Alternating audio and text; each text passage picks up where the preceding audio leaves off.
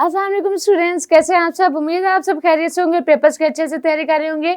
Students, आज मैं आपको फर्स्ट ईयर के जो आपके most important long question answers है, उसके अलावा कुरानी आयात है, उनके बारे में बताऊंगी ताकि आपका पेपर्स जो है वो 100% कंप्लीट अच्छे से हो और उसके अलावा आपके अच्छे मार्क्स आए। मतलब बाकी पेपर्स के साथ साथ इस पेपर में भी आपके अच्छे मार्क्स आए। सो लेट्स सी, जैसे कि आपको यहाँ पे लॉन्ग क्वेश्चन आंसर्स नजर आ रहे हैं। सबसे पहले हमारे पास लॉन्ग क्वेश्चन आ गया, सूरत बकरा के फजाइल और खुसूसियात बयान करें। और इसी तरह सूरत इमरान के बुनियादी मज़ामीन और अहम निकात बयान करें। सूरत अनफाल के बुनियादी मज़ामीन और अहम निकात, सूरत तौबा के बुनियादी मज़ामीन और अहम निकात, ग़ज़वा बदर के तफसीली मज़मून लिखें और इसके अलावा सूरत तौबा के तारुफ और खुसूसियात पर रोशनी डालें और ग़ज़वा तबूक पर तफसीली मज़मून तहरीर करें। ये जो 7 आपके लॉन्ग क्वेश्चन आंसर्स हैं, मतलब आपके हर सूरत का जो फ़ज़ाइल, खुसूसियात, मज़ामीन और उसके अलावा अहम निकात, ये आपके मोस्ट इंपॉर्टेंट हैं।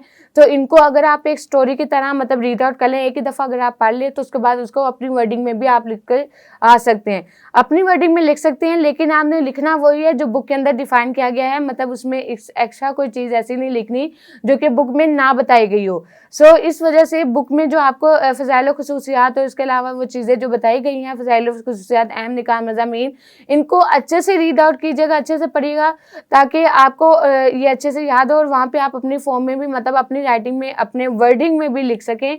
और उसके अलावा इनको अगर आप हेडिंग्स की फॉर्म में लिखें तो आपकी presentation most well and good हो जाएगी, मतलब बहुत अच्छी हो जाएगी। सो लेट्स सी, ये हमारे पास थे मोस्ट इंपॉर्टेंट आपके लॉन्ग क्वेश्चन आंसर। नेक्स्ट हमारे पास आ गया अल्फाज मायनी। अब ये अल्फाज मायनी आपको जो है वो पूरी बुक में से मतलब जो ओवरऑल कर दिए गए हैं कि आप यही अल्फाज मायनी अच्छे से याद कर लें, तो ये मोस्ट इंपॉर्टेंट हैं। ये जिसकी वजह से अगर ये अल्फाज मायनी अगर आप याद कर लेते हैं तो आपकी तकरीबन आयत के भी आपको तर्जुमे जो हैं वो आहिस्ता आहिस्ता समझ आने लग जाएंगे। मतलब आयत, कुरानी आयात जो हैं, इनमें मेनली चीज़ होती है कि आपको वर्ड्स के जो मीनिंग हैं वो समझ जाते हों कि उनमें क्या वो चीज़ कही जा रही है। जैसे कि आला, इस पर इसके जो मतलब मीनिंग है वो डिफरेंट बन सकते हैं। आला का मतलब पर भी हो सकता है और उसके अलावा तवक्कल जैसे भरोसा रखना। तो हमारे पास इस तरह के जो वर्ड्स हैं, तो इनके मीनिंग जो हैं, ये अल्फाज मायने याद करके आपके लिए कुरानी आयात का तर्जुमा करने में या उसको याद करने में भी आसानी हो जाती है। सो स्टूडेंट, नेक्स्ट हमारे पास कुरानी आयात आपकी गिवन है, जो कि टोटल आपकी 1 से लेकर यहाँ पर गिवन है 22 तक।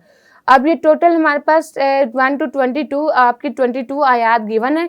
अब इन 22 आयात को आपने याद कैसे करना है कि आप मतलब हमने जैसे देखा है कि आपको टोटल जो पेपर में 5 आयत आएंगी, मतलब 5 आयतें आएंगी और इसमें से आपने 3 करनी होंगी।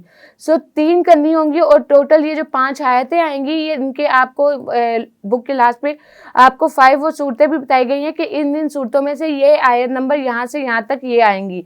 सो अगर आप उनमें से सिर्फ 3 ही याद कर लें, चाहे उन्हीं 3 सूरतों में, और अगर आप चाहें तो अगर आप यही आयतें याद कर लें, ये आपकी मोस्ट इंपॉर्टेंट आयतें हैं जो कि उन सूरतों में से ली गई हैं ताकि आपका पेपर जो है वो 100% कंप्लीट हो और आपको एक तरह से पकी पकाई मतलब आपको एक तरह से हर चीज़ प्रोवाइड की गई है कि अगर आप इन्हीं आयत को तो कोई याद कर लें, इनके तर्जुमे याद कर लें, तो आपके फुल मार्क्स आ सकते हैं। इसी पोर्शन में आपके आयतों का जो पोर्शन है, जिसमें मोस्टली स्टूडेंट कंफ्यूज होते हैं कि हम कहाँ से याद करें, ये इतनी आयतें हमें याद नहीं होती हैं, ये हमारे लिए बहुत मुश्किल है।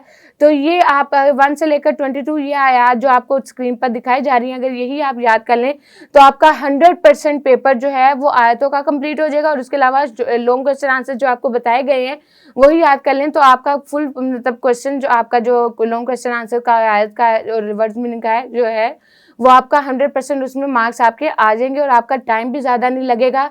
मतलब ये आयत है, ये हमने बुक खोल के इन्हीं को याद करना है, अच्छे से याद करना है। और इनका याद कैसे करना है, मोस्टली स्टूडेंट कंफ्यूज होते हैं कि हमें अरबी के मतलब स्टार्टिंग वो भूल जाते हैं कि स्टार्टिंग कहाँ से होना है। तो स्टार्टिंग के जो 2 to 3 वर्ड्स हैं वो अच्छे से देख लिया करें और फिर उनके मुताबिक जो तर्जुमे के अल्फाज हैं, मतलब उनके जो मीनिंग्स हैं, मीनिंग्स के साथ अगर उनको याद करेंगे तो आपके लिए बहुत ईजी रह जाएगा और आपको कम टाइम में ये बहुत मतलब तमाम आपके पेपर की तैयारी हो जाएगी। मतलब इसमें इतना टाइम भी नहीं लगेगा अगर आप यही आयात जो है अच्छे से याद कर लें।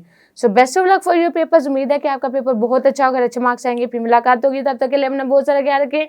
अल्लाह हाफिज़।